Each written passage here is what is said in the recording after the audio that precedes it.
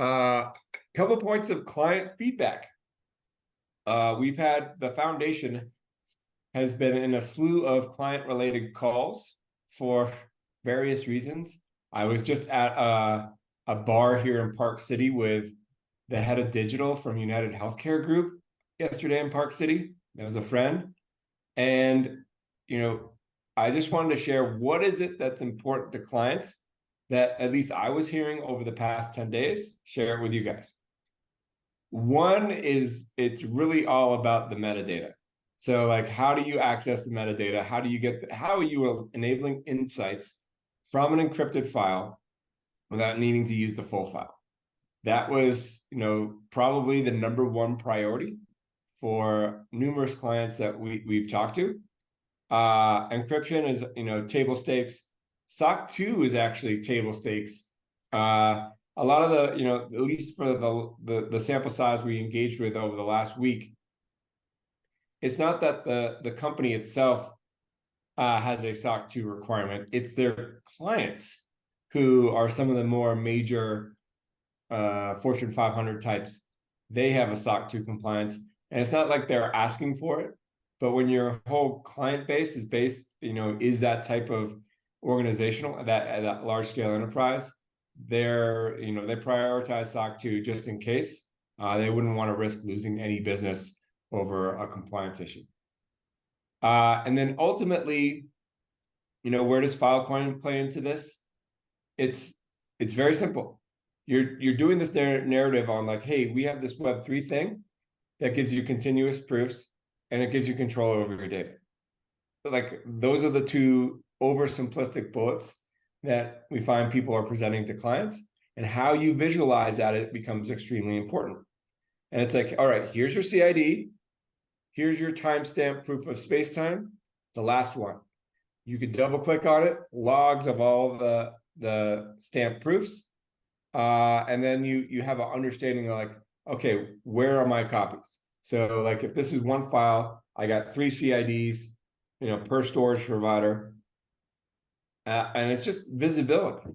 And if you can show that to the client, whether it's through a software program you're using or on your own, that is the key to close, I would say, on what they're getting. Like, you need that to make what they're getting with Web3 decentralized storage come alive. Now I've heard that, multiple times as well.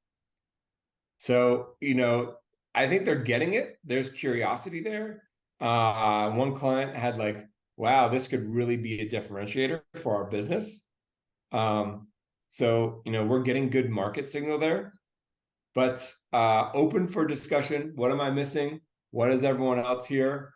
As they like either have bar conversations with potential like people in the industry, or they're working on their own actual business needs.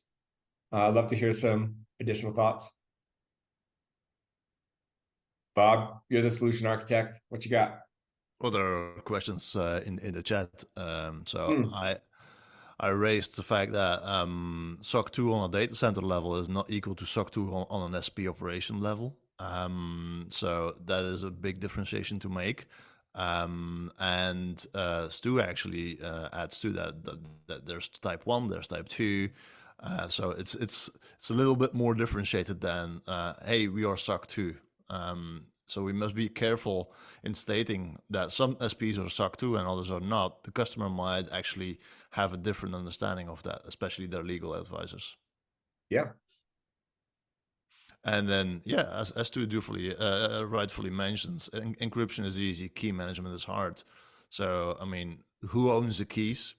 Do you want to have the customer own the key with the risk of losing access to the data? Do you want to hand off the keys to a distributed or decentralized platform? So, I mean, those are all things that are very bespoke customer per customer today, and there's not one way to solve this issue. Yeah, and this is the conversation I had with the United Healthcare Group guy yesterday, which is if you truly want to do consumer controlled medical records, for example, like the best way to do it is for the consumer to control the keys. Now that's a big problem because you're asking a lot of people to take something that they may not be unfamiliar with, they're probably unfamiliar with. So do you need a Web 2.5 solution where you have a separated, Web 2.5 entity that does key management? And then we went down a rabbit hole of like how United Healthcare could spit out a separate subsidy to handle just that. I don't know. It's a fun conversation. Why would you want to have consumer level integration on Filecoin for patient records and medical records? I mean, at least in Belgium, we have a central platform for that. It's called Nexus, and that actually is that. So we just need to plug in the back end. Same for medical imaging. Agfa is world leader on PACS imaging. We need a plugin for Agfa. They're not an easy company to work with.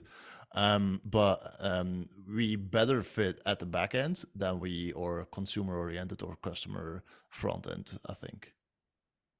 At least in the US, it is way more archaic than that. So, like, for example, if I go to Los Angeles and I use a different healthcare system and I get a procedure done. So, like, for my home medical situation to accept that claim, accept that procedure, it's they need to know that it was done by a certified medical professional. Like, how do I get that verification? Right now, like that, most doctors' offices in the US, like I want to say he said like 90+% will just send you a PDF of what happened to you, easily manipulated, easily forged by the consumer. So that like isn't sufficient. So like if my home health system is going to take me in, I need a validated like doctor identity. So doctor, hospital, healthcare like ecosystem. I need a better like file that shows what was happening. And that way, like there needs to be ingest on my side to say, yes, this is going into your file and we accept this file. And I didn't know this, but like they only keep your medical history in the United States for 7 years. So if I had a procedure, let's say I had cancer 8 years ago, no one is saving that data except for me.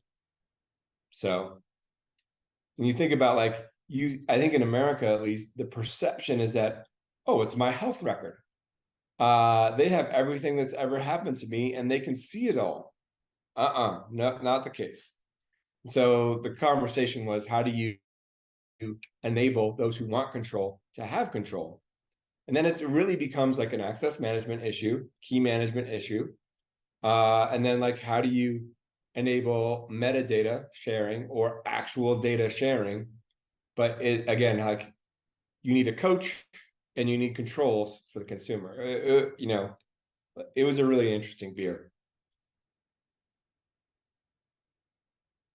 But at the end of the day, you need CIDs, long-term storage, and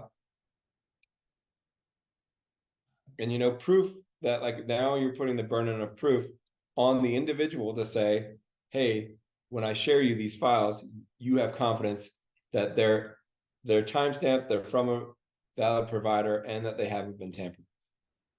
Yeah, no, it's very interesting, the US perspective. We have different medical system over here, and we're selling all of our data to Palantir, which is not good, but there we go. So I can't really add to this debate. All right, fair enough.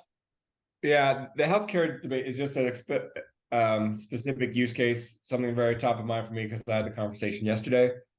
But metadata, key access management, logs, visibility, these are the themes I keep seeing.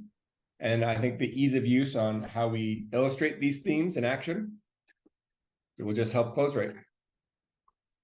But like if we can deliver on these seamlessly and frictionlessly, I do think there will be client adoption fast behind. That's my theory.